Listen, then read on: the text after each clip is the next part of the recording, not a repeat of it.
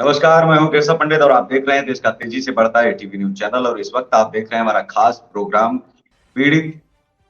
और हमारे साथ आज हैं पीड़ित अधिवक्ता जालौन से विकास श्रीवास्तव जी। बहुत बहुत स्वागत है विकास जी, सबसे पहले आपका। सबसे पहले एटीवी न्यूज के सभी दर्शकों को मेरा प्रणाम। मैं विकास श्रीवास्तव एडवोकेट उड़ई जिला जालौन से हूँ।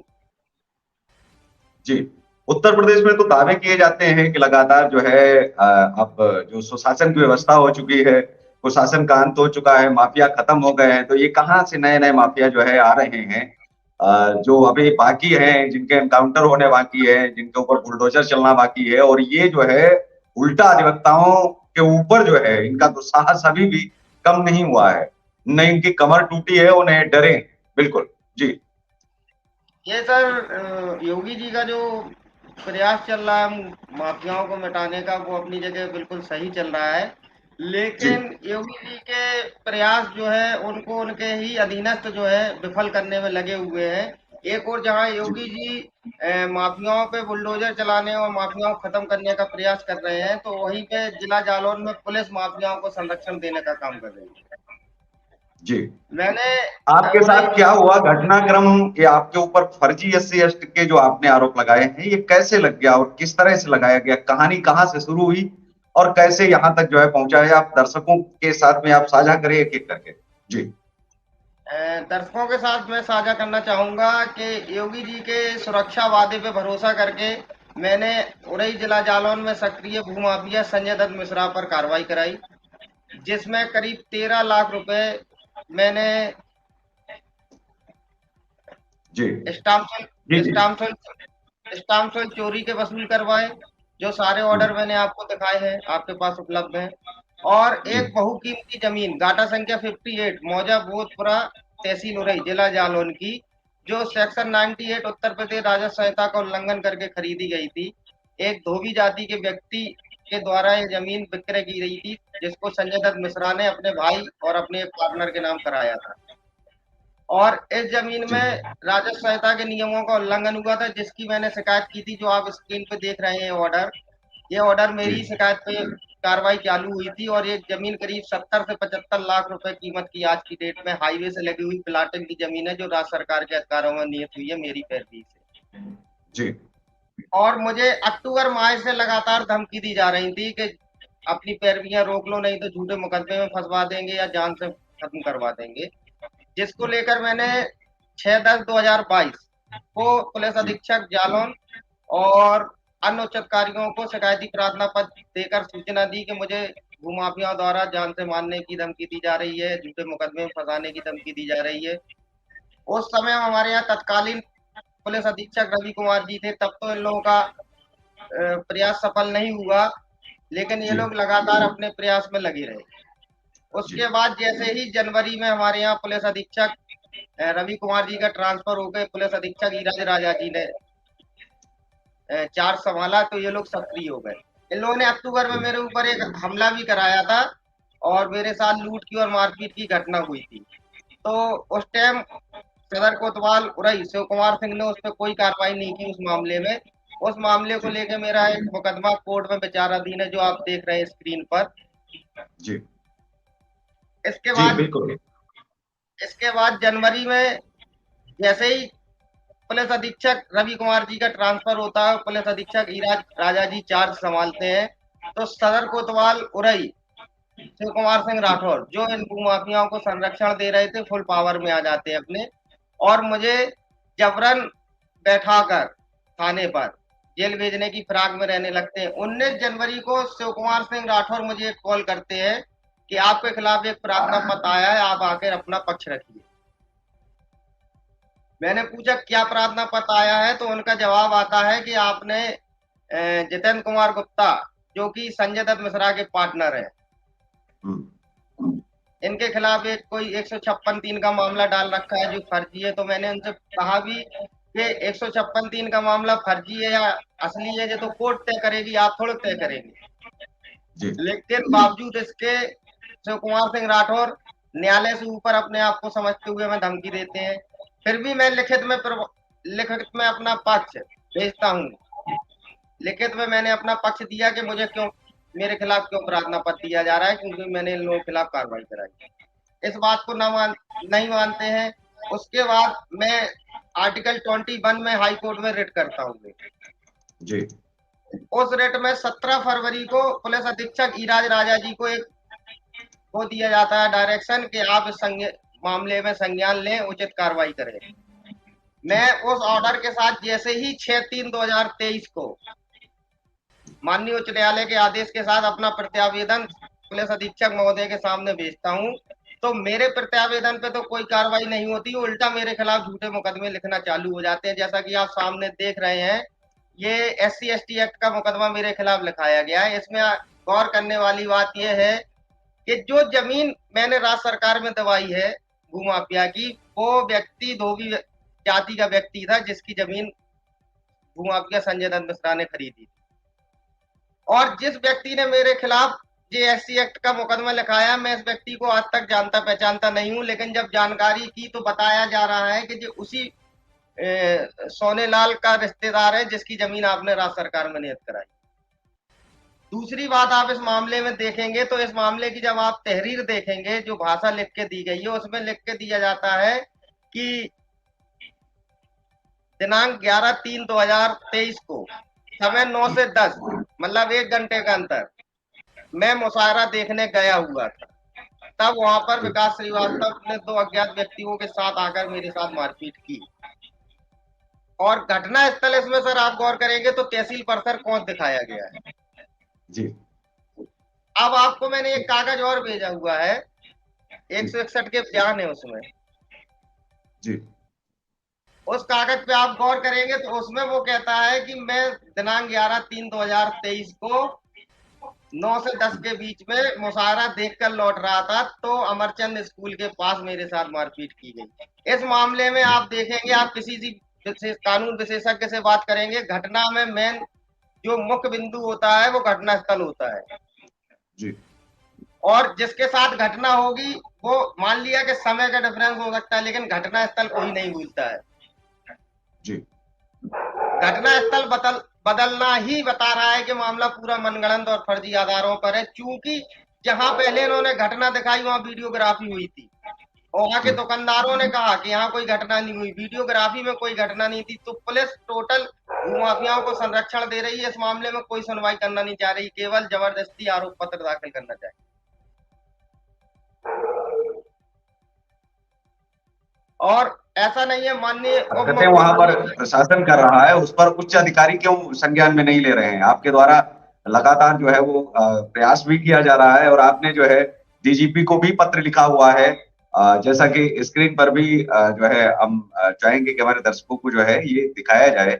और इसमें आपने जो है मुख्यमंत्री को भी पत्र लिखा हुआ है आपके द्वारा, जो है लगभग सभी को गया है। ये जो पत्र हमारे दर्शकों वो जो दिखाया जा रहा है, जो वो देख पा रहे हैं स्क्रीन पर इस वक्त, ये उत्तर प्रदेश के वर्तमान सबसे तेज तर्रार जो मुख्यमंत्री कहे जाते हैं माननीय योगी आदित्यनाथ जी, जिनसे कोई बच नहीं सकता है, जिनसे कोई छूट नहीं सकता है और जो सुशासन को कायम करने के लिए लगातार प्रयास कर रहे हैं। ये आपके द्वारा उनको पत्र गया हुआ है आपके द्वारा, लेकिन अभी तक मैं ये जानना चाह रहा हूं कि आपके द्वारा कार्यवाही कुछ हुई है, कोई आश्वासन दिया है, कोई पलट के आपको जवाब आया है? क्योंकि आपने तो योगी जी से गुहार लगाई है इस कारण कि वो आपको न्याय दें, और न्याय व्यवस्था यही कहती है कि न्याय तो तभी मिल पाएगा जब वो कार्यवाही करेंगे।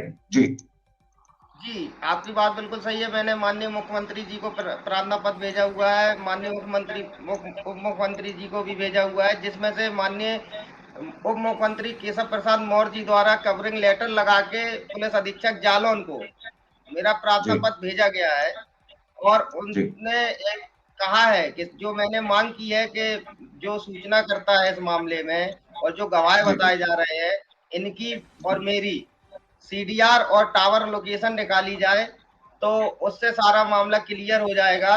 और माननीय उप मुख्यमंत्री केशव प्रसाद मौर्य जी के द्वारा पुलिस अधीक्षक को भी इस बात के लिए निर्देशित किया गया है, लेकिन चूंकि जी पुलिस भूमाफियाओं को संरक्षण दे रही है, तो कोई विधिक कार्रवाई करना नहीं चाह रही है।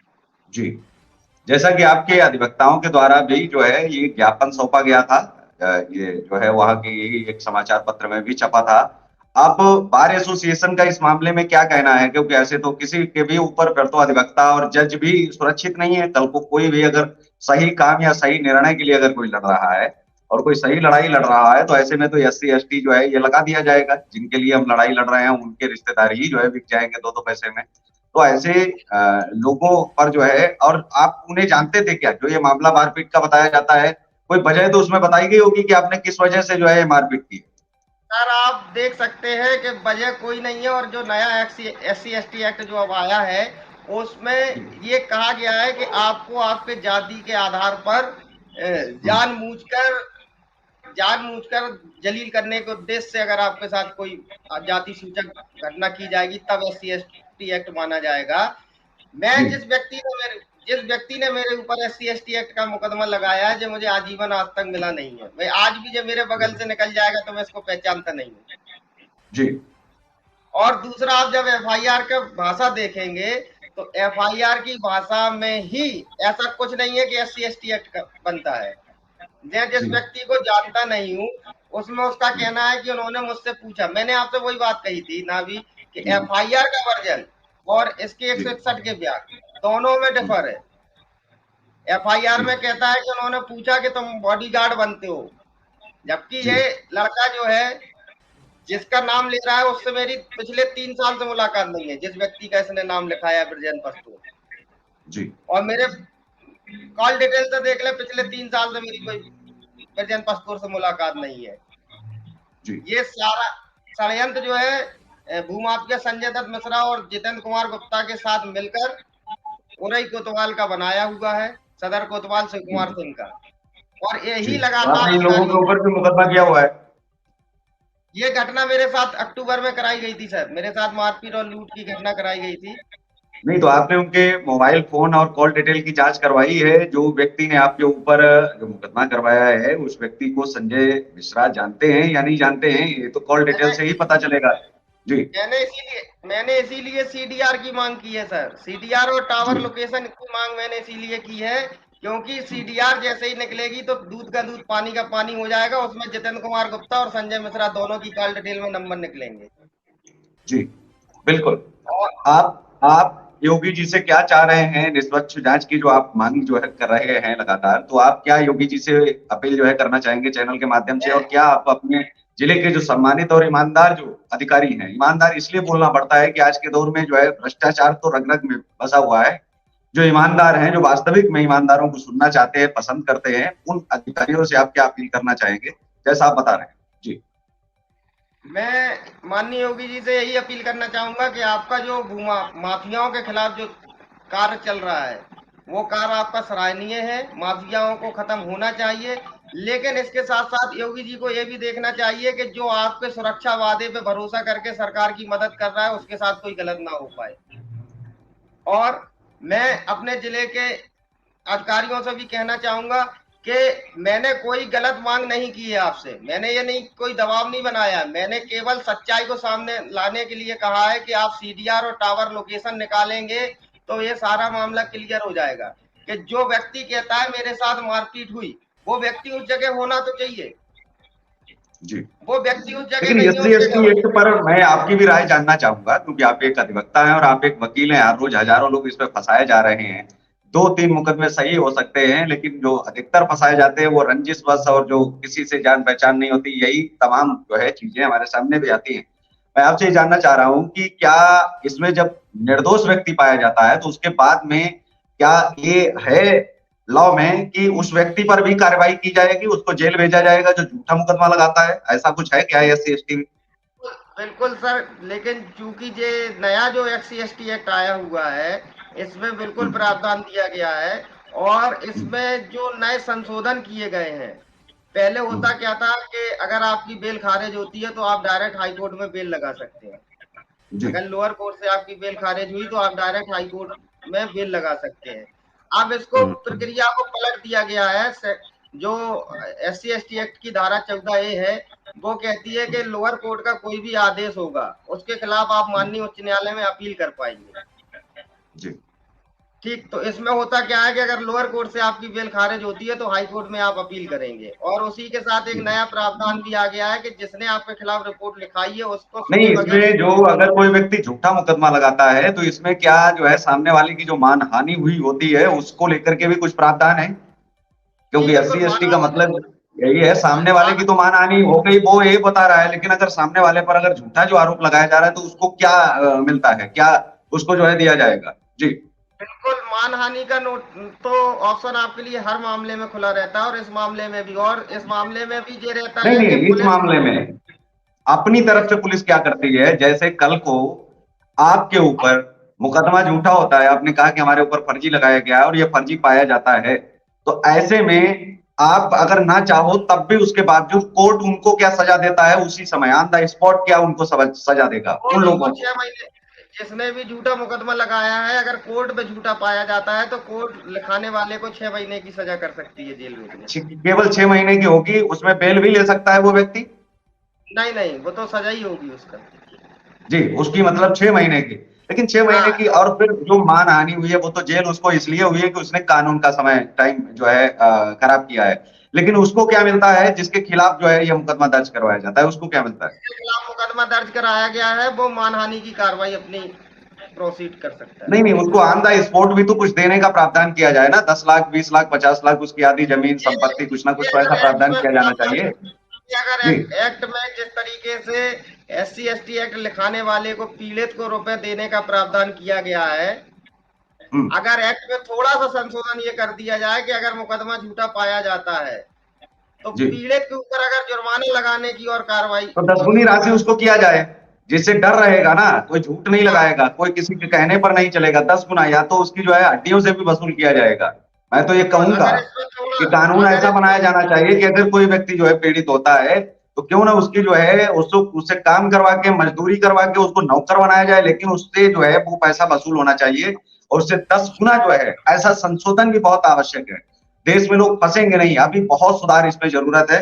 लेकिन साथ ही और कोई अपील जो है आप करना चाहेंगे, जो कुछ आप कहना चाहते हो, भूल गए हो, क्योंकि स्क्रीन पर मैं लगातार जो है इसको चला ही रहा हूं, आप देख रहे हैं कि जो आपके द्वारा जो अपील की गई थी, आपने जो सारे दस्तावेज भेजे हैं वो आपने डीजीपी को भी भेजा है, अपने गृह मंत्री को भी भेजा है, आपने तमाम जो है बड़े उच्च स्तर के जो है प्रशासनिक और सरकार के जो है लोगों को भेजा हुआ है।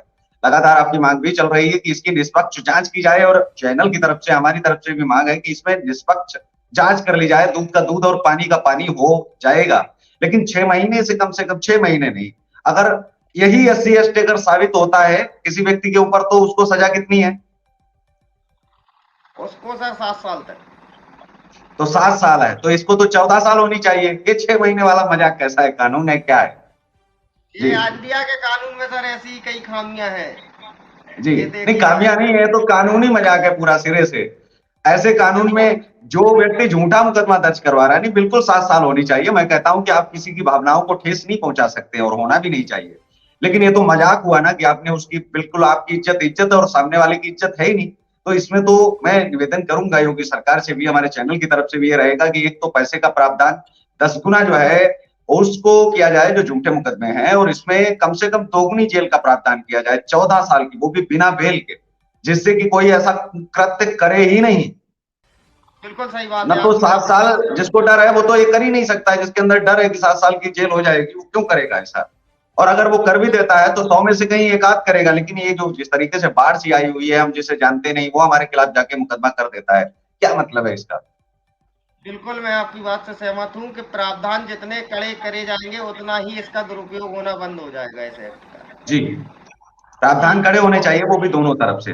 तो आज के बिल्कुल आप कार्यक्रम में देख रहे थे हमारे जो है जो पीड़ित अधिवक्ता हैं विकास श्रीवास्तव जी, इनको देख करके भी आप समझ सकते हैं कि ये कितने लड़ाई करने वाले व्यक्ति हैं, झगड़ालू किस्म के व्यक्ति हैं, और ये देश के दर्शकों को भी जो है देखना पड़ेगा, और आपसे अपील भी है कि आप इनके लिए आगे खड़े हों, इनके साथ में आप आगे आए। अगर ये दोषी हैं तो खुद को ये बचाव नहीं कर रहे हैं, ये केवल निष्पक्ष जांच की मांग कर रहे हैं कि एक ऐसी कमेटी बनाई जाए जिस तरीके से, ये पुलिस के अलावा STF भी है उत्तर प्रदेश में जो एनकाउंटर कर देती है, तो ऐसी एक एनकाउंटर करने वाली भी एक टीम बननी चाहिए जो केस का एनकाउंटर कर सके, जो दूध का दूध पानी का पानी कर सके। एक ऐसी जांच कमेटी हो जानी चाहिए, क्योंकि ऐसे में 7 साल ही नहीं, उसकी पूरी जिंदगी और मृत्यु का सवाल है, उसने कहा ही नहीं। उस व्यक्ति को अगर सजा दी जा रही है तो बिल्कुल गलत है, और केवल कहने भर से 7 साल, और आप तो झूठ, किसी की जिंदगी ही आप जो है दांव पर लगा रहे हैं। आप झूठ मूठ बोल करके आप गलत गवाह भी खड़े कर सकते हैं, तो आपको सिर्फ 6 महीने की जेल, क्या है ये? तो आज के इस कार्यक्रम में बस इतना ही। हमें दीजिए इजाजत, नमस्कार। और आप देखते रहिए देश का तेजी से बढ़ता एटीवी न्यूज चैनल। जय हिंद, वंदे मातरम। धन्यवाद।